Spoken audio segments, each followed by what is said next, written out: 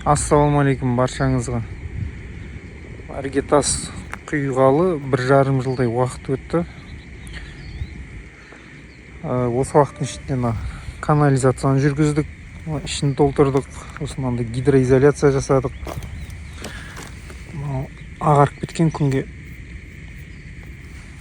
осындай жұмыстар жүргіздік.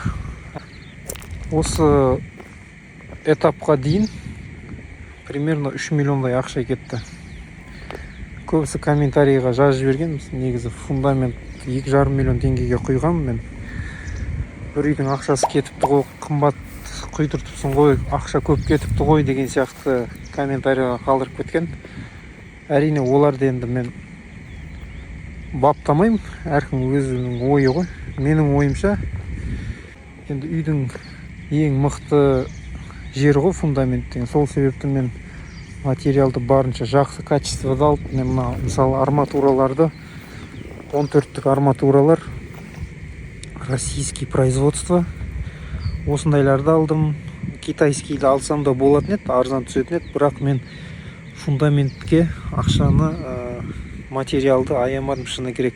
Подушкаге 16-лық арматура салдым. Сол сияқты соның бәрін есептегенде сондай ақша шықты енді. Сол себепті сондай 2,5 миллион теңгедей кетті. Кейбіреулер алғыс білдіріп жатыр, оларға да рахмет. Енді барлықтарыңызға қолдап жатсыздар ғой. 1,5 жылдың ішінде міне мына жерге фундамент түсті. Жақында көршілер тоже үй көтеріп жатыр.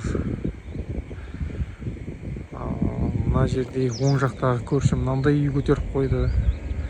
Әркім өзінің қаражатына қарап үйді көтеріп жатыр ғой, барынша тырысып. Мысалы, мынау пақса дейді, енді білет жар көбісі лайдан осылайынан құяды, лайды илеп.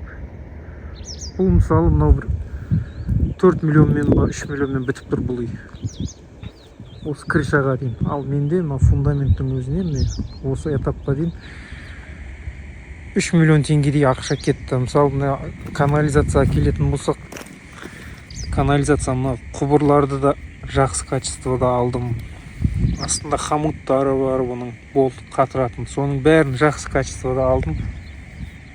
Енді өзіміз үшін салынып жатқан үй болғаннан кейін. Енді кірпіш заказ беріп қойдым, алдағы уақытта кірпіштер келеді. Құдай қаласа үйді көтеріп бастаймыз. Фундамент іші толтырылып тұр. Бұл жерде мынандай мен заезд істеткен кезінде. Мына машиналар мініп шықсын деп. Бұны мен бір қате кеткен жері шеттен істетіп қойғанмын да.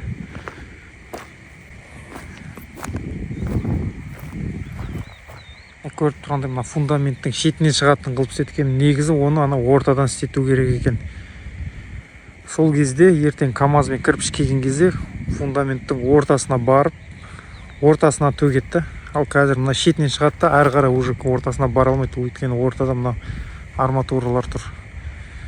Сейсмопоистің арматуралар. Сол себепті енді қазір экскаватор шақырып, мынаның бәрін ортаға лақтыртамын. Сіздер де үй салып жатсаңыздар, осылай істесеңіздер болады.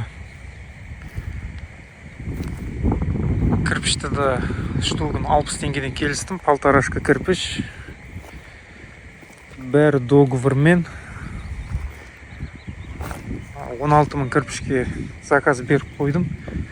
Ертеңнен бастап келеді. Құдай қаласа 2-3 күнде үйді көтеруді бастаймыз.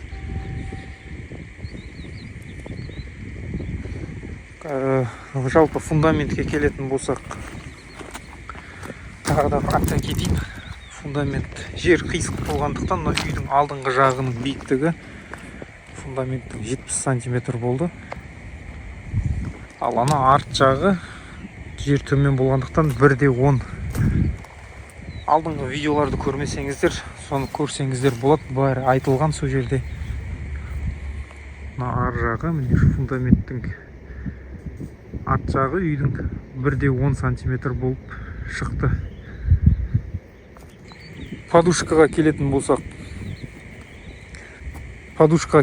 ені 80 сантиметр. тереңдігі 50 сантиметр қылып подушка жатыр астында. Подушканың астына 20 сантиметр щебень төселді. Мына канализацияның құбыры. Бұл кірпіш қалаған кезде кірпіштің арасымен екінші этаждың құбыры. Осылай екінші этажға кірпіштің арасымен көтеріліп кетеді. Яғни сыртқа шығып тұрмайды, үйдің видін құртып, немесе ішінен тұрмайды, кірпіштің арасымен осылайынан кетеді. Әрине бұл жерге өте качествосы жақсы труба саламыз кірпіштің арасына. Жалпы осы енді фундамент. Көріп тұрғандарыңызда мына жерде биіктігі 1,10 сантиметр. Мына жерге көршілерін төгіп тастапты, енді алдағы уақытта алатын шығар деген ойдамыз. Көршілерді бастаған.